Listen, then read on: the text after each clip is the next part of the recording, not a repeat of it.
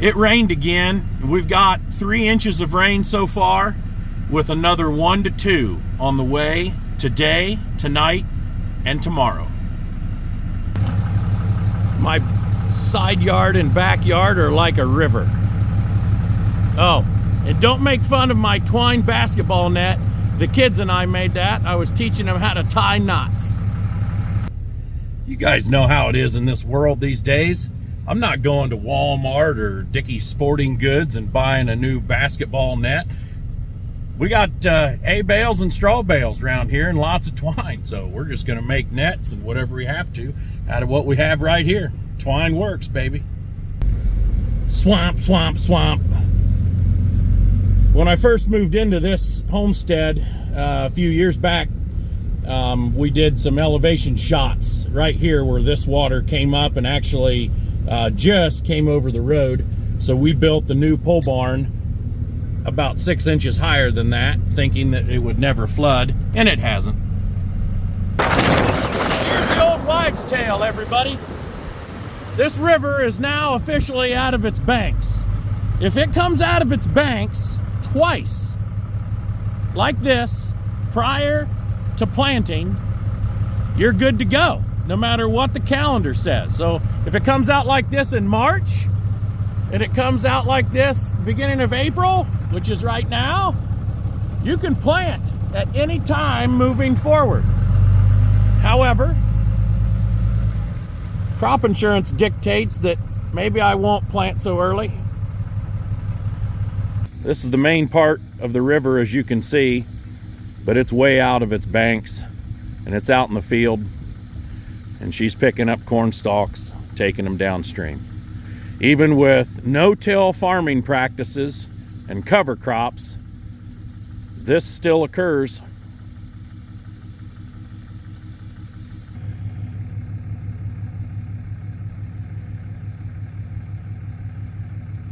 Anybody got a jet ski I can borrow?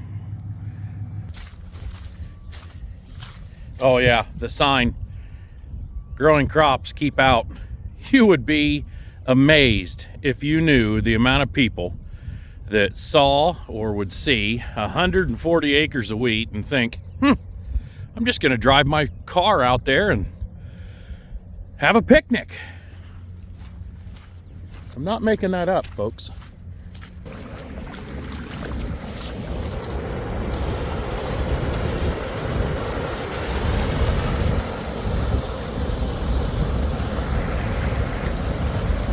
Sweet serenity.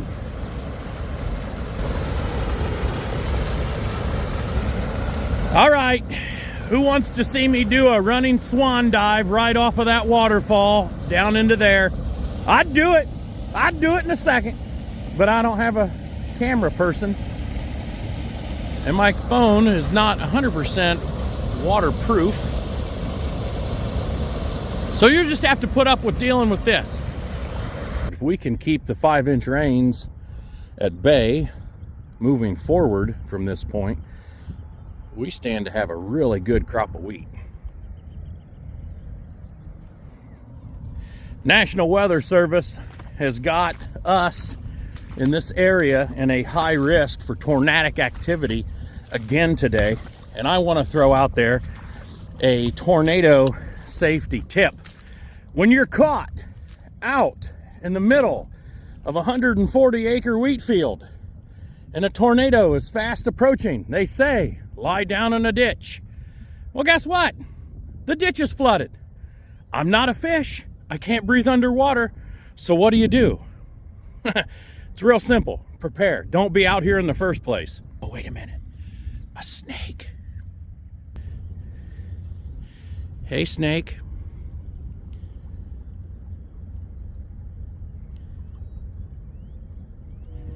Hey, snake.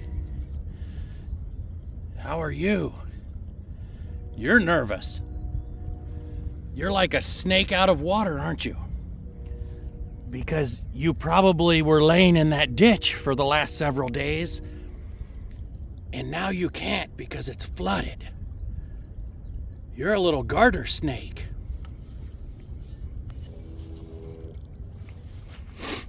Look at you, snake. You're nervous. There's water over there if you're thirsty. You can get a drink. I don't mind. Neither does the wheat field.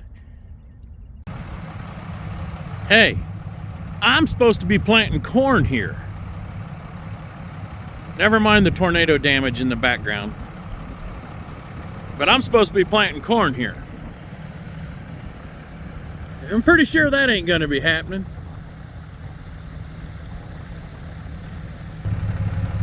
And we're supposed to be planting soybeans on this side.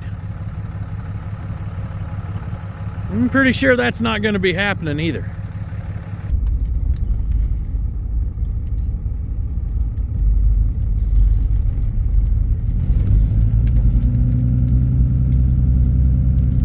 The road is not closed to me. I have to go down to the farm here, check on the farm equipment.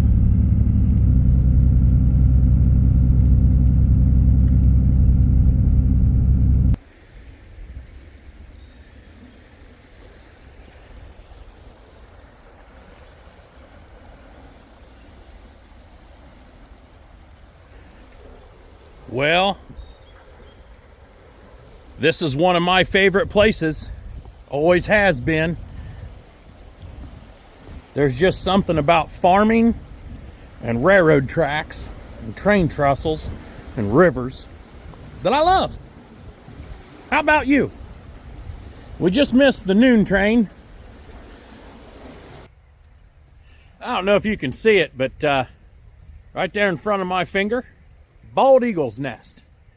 I just missed it on the camera, but we've got bald eagles that live right around this area, flying all over the place. It's awesome. Awesome to see that wildlife making a comeback. And I'm going to try not to go political on you right now, but just a couple miles up these railroad tracks, there's a couple 200 or 300 acres that lays in industrial, okay? Nobody's disputing what industrial zoned land means. You want to put railroad spur in, build a paper mill, biodiesel plant, ethanol plant, refinery. We know how that goes. Go ahead, build it. The problem I have is twofold. One, tax abatements. I love our school. I love the education that I got at this school. I've got kids from second grade into junior high and high school. Obviously, you've seen videos on Junior. He's just graduated. He's off to a wonderful career, not only with the big job that he has, but farming full-time. Where does the money come from when, like a port authority or big entity that's protected by, the state codes and federal codes, when they're not paying their taxes and they're protected? Tell me where all the money comes from through abatements that comes back to the school when they give, say, a 90 or 100% abatement for 10 or 15 years. And then they turn around and after that 10 or 15 year period, they give another huge abatement. Where does that benefit the school? If you can tell me that, that's been a grand question over the last couple of months up this way. Comment below. I'd love to hear from you. I really would. And then the second, pollution. As you're seeing all these videos of massive amounts of rain coming down and flooding, we've got ethanol plants, things of that nature in the area. We do have a paper mill. It's all farther downstream, but I was talking with a guy. He said that the town involved, they mix like 1 million gallons of water a day with the paper mill water just to get their rinse water or their discharge water under EPA specs to release it back into this river that you see here. My concern is if you're building plants like battery recycling plants, chip washing plants, data centers. Listen, I want good business just like the rest of you do. We want growth just like the rest of you do. I am not anti-business. I am for business. But if we're building all that stuff, are we really honestly having good conversation?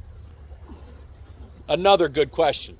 Comment below if you've got any answers, any suggestions, because there's quite a few of us that, quite frankly, are very concerned.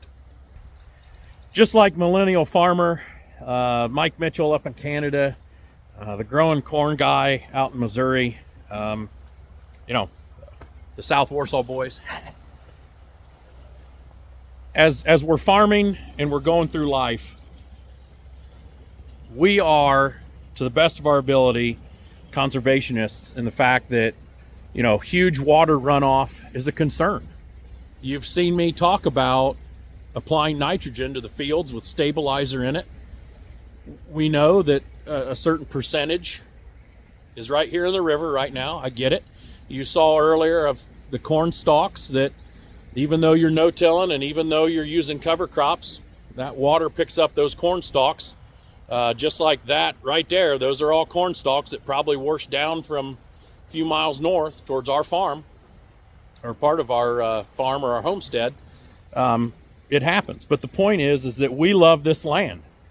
And I will do everything in my power, everything, to protect it, to preserve it, and make sure that my ancestors looking down from above smile at the way that I try to be a good steward of the land, much like the rest of you. I get it. There are a couple bad apples that can ruin the barrel.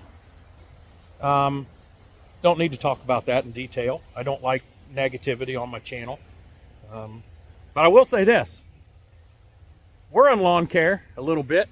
We service 20 accounts a week on average. We get some will calls in the midst of that. I see firsthand the big boys.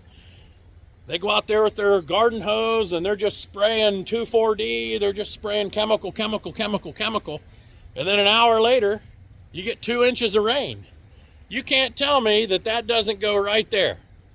Right there. All the lawns in all these towns, along all these rivers, they're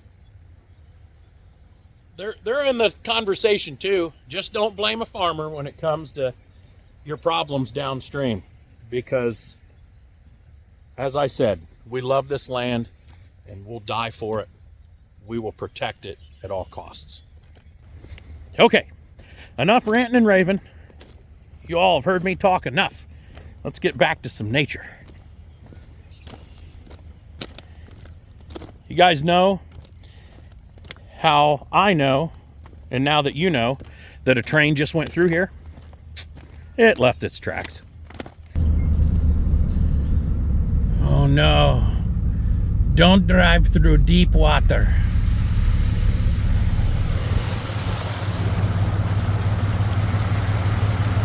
Kinda like having a selfie stick.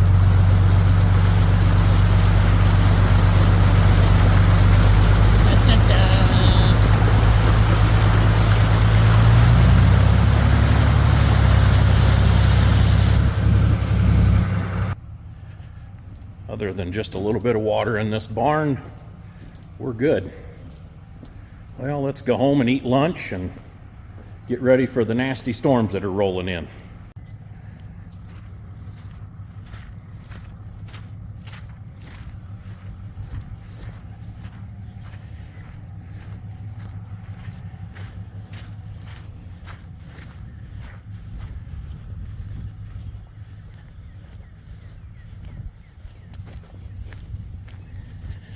Just kind of taking a look around the old farmhouse here. Believe it or not, I've seen the water higher than this. And our friend, the neighbor over here, since I was a kid, I've really watched him drive through some deep water. But I got to tell you, the road's right in there. I ain't driving through that, even with my 9,000-pound truck. Call me a chicken. I'm a chicken.